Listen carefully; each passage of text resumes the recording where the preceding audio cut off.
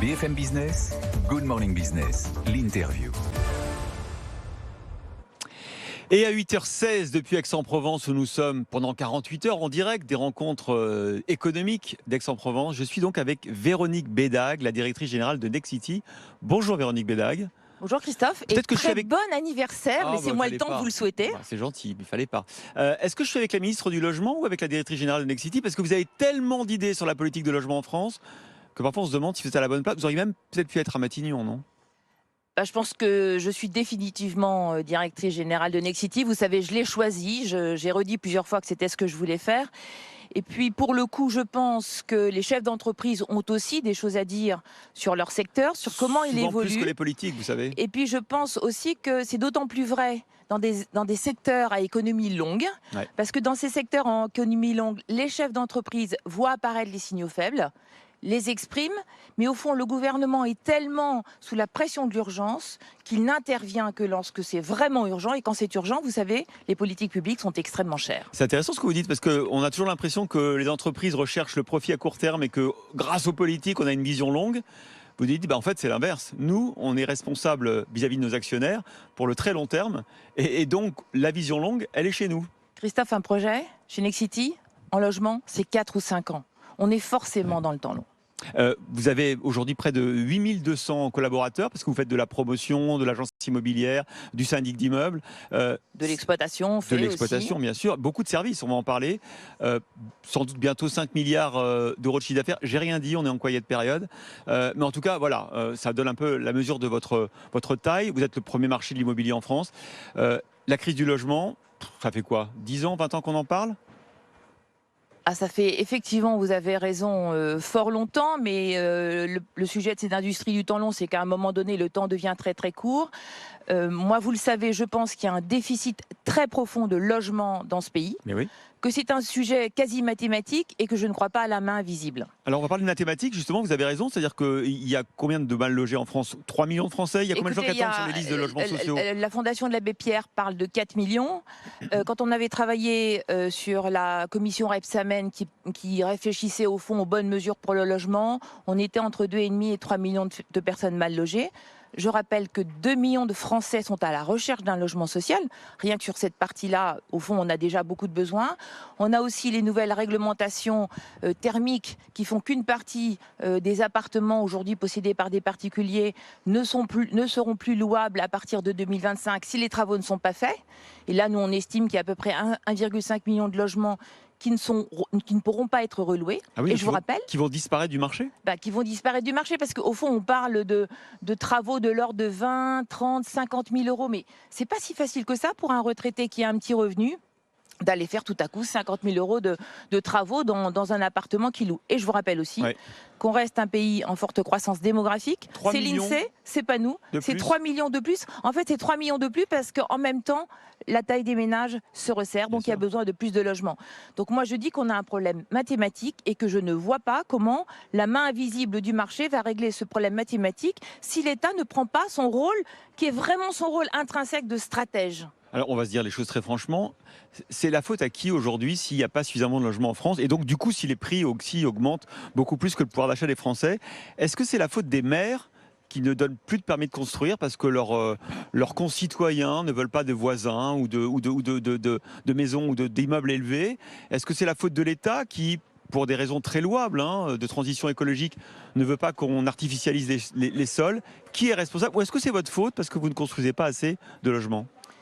Eh bien, je pense qu'au fond, ce sujet du logement, c'est facile de dire c'est la faute des maires. Comme ça, c'est réglé, ils ne donnent pas assez de permis. Je pense que malheureusement, la situation est beaucoup plus complexe. Il n'y a pas aujourd'hui de consensus au fond dans ce pays sur combien de logements on doit construire, où on doit les construire. Et je pense qu'il faut que tout le monde prenne conscience que, évidemment, on ne veut jamais de construction ou de rénovation, parce que moi, je ne fais pas de différence dans la rue, en face de chez soi. C'est juste que dans 4 ou 5 ans, ce seront nos enfants qu'on ne pourra plus loger. Alors, si ce n'est pas la faute des maires, est-ce que c'est la faute de l'État qui, par exemple, qui est en train de couper le foncier? Bon, je pense qu'il y a toujours eu un problème à l'État où on a toujours été incapable, et je ne sais pas pourquoi, au fond, de vendre au bon rythme les fonciers possédés par l'État. Mais au-delà de ça, moi je pense que le sujet, c'est que l'État doit reprendre son rôle de stratège. Vraiment se dire, la France, dans 5 ans, dans 10 ans, au fond, comment est-ce qu'on l'habite, où avec quel type de logement.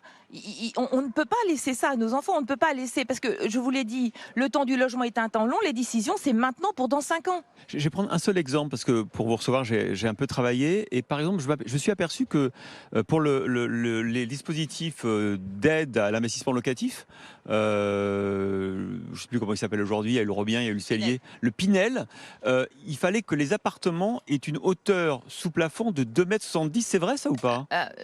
Au fond, je pense que le sujet du Pinel, ça rejoint le sujet que vous évoquiez dans votre flash d'information, qui est le sujet de l'inflation. Nous, le secteur du logement, on est en train de subir un choc d'inflation extrêmement fort. Avec les matériaux. Les matériaux, c'est quand même, je rappelle, 10% de coûts de construction supplémentaires. Ouais. Et puis on a aussi un choc d'inflation parce que ceux qui achètent au fond les appartements ont vraiment un pouvoir d'achat qui se réduit. Mais on met des normes de plus en plus. Je parlais donc de la hauteur sous plafond, de 1,70 m, est-ce bien nécessaire? C'est surtout en fait, c'est pas la hauteur de sous plafond, c'est la taille des appartements et la taille au fond des espaces extérieurs. Et des matériaux utilisés, évidemment pour des raisons écologiques, tout ça, ça fait monter les prix. Est-ce qu'à un moment donné, vous ne pensez pas que les Français ne pourront plus acheter ce type de logement? On en revient à ce qu'on disait tout à l'heure, c'est que je pense qu'on a une série de politiques sectorielles qui ont été décidées il y a déjà 6 mois et qui ne prennent plus en compte, au fond, le choc inflationniste qu'on vient d'avoir. Ça veut dire que vous êtes en train de dire quoi? Vous êtes en train de dire l'écologie, ça suffit? Ah, vous me connaissez, l'écologie, c'est une vraie conviction. Je ne parle pas d'écologie, on parle de réglementation qui nous oblige à faire pièce par pièce. Alors, zéro créativité, on n'imagine plus rien parce qu'on ne peut plus là. Pièce par pièce, on a un nombre minimum de mètres carrés. Ça, c'est extrêmement coûteux. Ouais. Et donc, on va rajouter un choc inflationniste à un choc inflationniste qui est déjà là. Donc, moi, je dis que au-delà des politiques structurelles qui sont fondamentales, ce sont celles-là qui vont faire baisser durablement le prix du logement.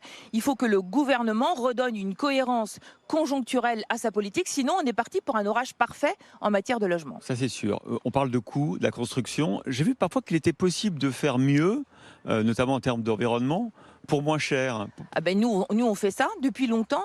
On le fait sur des résidences où on a au fond trouvé, mais il y a déjà 10 ans qu'on fait ça, le bon mixte entre le béton il ne faut pas y renoncer, il faut qu'il soit au bon endroit, et le bois et la construction en 2D. Ouais. C'est un produit qu'on appelle e-wood. Il est à 1100 € du mètre carré en construction. C'est un produit qui est vraiment beaucoup moins cher que le produit standard. Donc moi, je n'oppose jamais l'écologie et le coût. Au contraire, tout le combat de Nexity, toute la tension qu'il y a dans mes équipes aujourd'hui, c'est comment on fait du bas carbone à prix abordable. Mais on ne peut pas renoncer au bas carbone, ça n'est pas une option. On va y arriver à prix abordable ? Mais oui, bien sûr, c'est le combat. Les entreprises sont là pour ça, on va innover. Nous, vous le savez, on a fait des accords stratégiques avec Saint-Gobain, par exemple. On va tenter ensemble de faire avancer ces sujets-là et de faire baisser les prix. Donc oui, on va y arriver, bien sûr. On va parler d'immobilier de bureau, parce que évidemment, tous les gens qui nous regardent sont très intéressés par ça également, soit en tant que salarié, soit en tant que patron. Est-ce que la pandémie, le télétravail, est-ce que ça change déjà la manière dont les entreprises envisagent l'aménagement? Est-ce que vous êtes en train de changer les plans en ce moment? En fait, je pense que nous, cette vague-là, on a eu la chance de la prendre avant le Covid, parce que moi, quand j'ai pris au fond ces fonctions au sein de l'immobilier entreprise chez Nexity, j'étais passionnée par le du coworking. Ouais. Qu'est-ce que c'est le du coworking? Comment est-ce que ça s'organise? Parce que c'est ça qui est intéressant quand vous allez au bureau, c'est l'échange, c'est ce que vous créez en allant voir vos collaborateurs ou vos collègues. C'est ça qui est intéressant. Et donc, nous, on a acheté un très bel opérateur de coworking qui est Morning. Et au fond, je pense que les salariés comme les entreprises ont besoin que lorsqu'on vient au bureau, il se passe quelque chose. Ça marche le coworking en ce moment? Ça marche merveilleusement bien. Mais bien sûr, parce qu'il y a cette demande j'ai besoin d'être ensemble, j'ai besoin de créer, j'ai besoin aussi de choses très flexibles. Quand vous êtes au coworking, vous n'êtes pas obligé d'être là 5 jours par semaine. Globalement, il y aura moins de mètres carrés par salarié? Enfin, au fond, c'est une excellente question. Oui, probablement, on dit 20 à 30, mais moi je dis que malgré tout, aujourd'hui, les entreprises ne sont pas complètement au clair sur à quoi vont ressembler les bureaux de demain. Je pense qu'on a encore un petit temps d'adaptation, mais il va y avoir beaucoup plus de services. Et c'est pour ça d'ailleurs que nous, on a pris ce virage du service il y a déjà 5-6 ans dans l'immobilier tertiaire. Il y a vraiment besoin qu'au fond, qu'on opère ces bureaux, qu'on crée les conditions favorables à l'échange.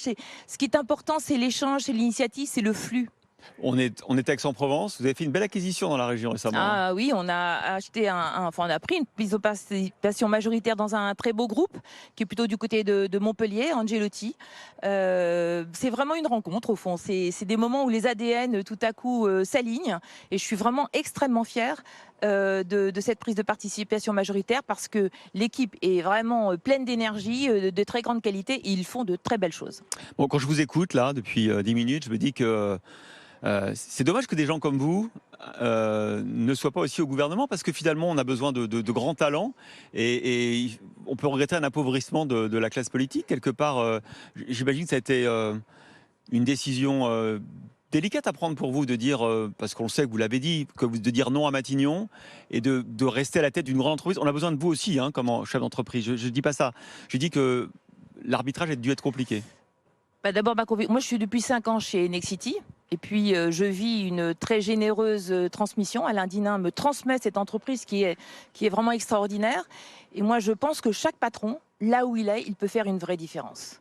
C'est ça qui est important. Nous, on va construire 1000 logements en pension de famille dans les 3 années qui viennent.